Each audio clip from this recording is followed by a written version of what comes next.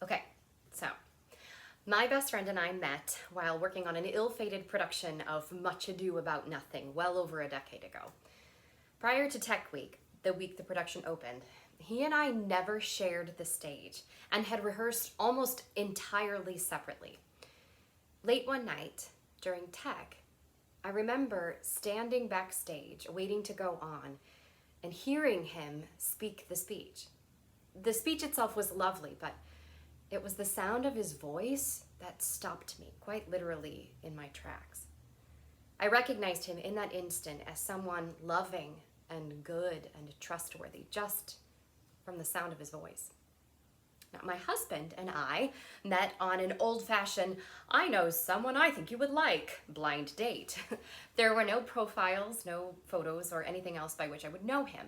He simply knew and trusted someone who happened to be someone that I knew and trusted. The first time I heard his voice, though, I knew it. Not in the sense that I'd heard it before, but in the sense that I heard in it something good, kind, and trustworthy. It felt like home. This week's Good Shepherd discourse from John's Gospel is all about this idea, knowing someone is trustworthy by recognizing their voice. Jesus says the Good Shepherd calls the sheep and they follow him, but he also says, but they will not follow a stranger. They will run away because they do not recognize the voice of strangers. So that got me thinking, well, what does a stranger sound like? Isn't everyone a stranger at first? And how do I know who to listen to? Here we come to a theme. Week after week, Scripture calls us to consider light from darkness, truth from falsehood. In today's gospel, Jesus says, I came into the world as light so that everyone who believes in me might not remain in darkness. Sometimes the light, the truth, the trustworthy is easy to discern. It clicks on like a light bulb. It plops fully formed into your head, or it's easy to research and verify. Other times, the truth is harder to hear, but offers us a chance to grow.